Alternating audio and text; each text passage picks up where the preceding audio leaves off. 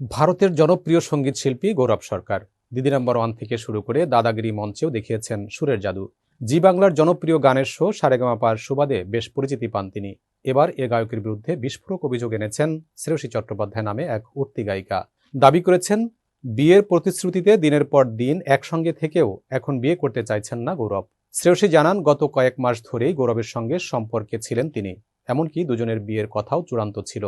সম্প্রতি একসঙ্গে দার্জিলিংয়েও ঘুরতে গিয়েছিলেন এই জুটি, কিন্তু সেখান থেকে আসার পরেই বেঁকে বসেছেন গৌরব। ভাঙতে চাইছেন এর সম্পর্ক।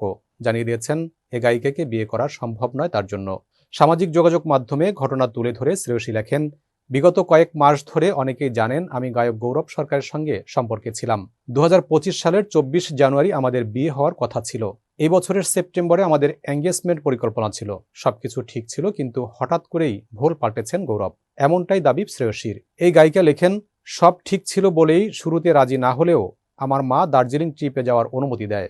গৌরবও তার মাকে রাজি করিয়ে নেয়, কিন্তু বুঝতে পারিনি এই ট্রিপটাই আমার জীবনের কাল হয়ে দাঁড়াবে।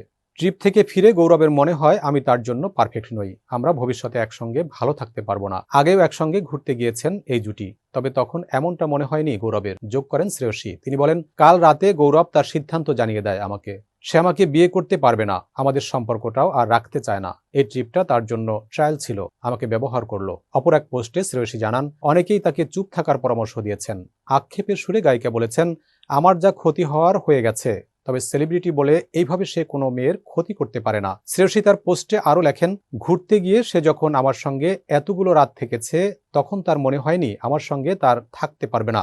বিয়ের সব কথাবার্তা চূড়ান্ত করার জন্য গৌরবের বাবা মাকে বাড়ি আসার কথা জানালেই নাকি সম্পর্ক ভেঙে দেওয়ার কথা বলেন গায়ক। অভিযোগ এ গায়িকার। এদিকে শ্রেয়সীর এই অভিযোগ নিয়ে হিন্দুস্তান টাইমসের কাছে মুখ খুলেছেন গৌরব। তিনি বলেন, আমার কাছে এটা আলোচনা করার মতো কোনো বিষয় নয়। আমার কাছের লোকেরা আমাকে চেনেন, কারো থেকে আমার চরিত্রের সার্টিফিকেট নেওয়ার দরকার নেই। শ্রেয়সীর সঙ্গে আমার পরিচয় ছিল, কিন্তু সে যা লিখেছে তার অধিকাংশই মিথ্যা। শ্রেয়সীর সঙ্গে কি আপনার বিয়ের কথা হয়েছিল?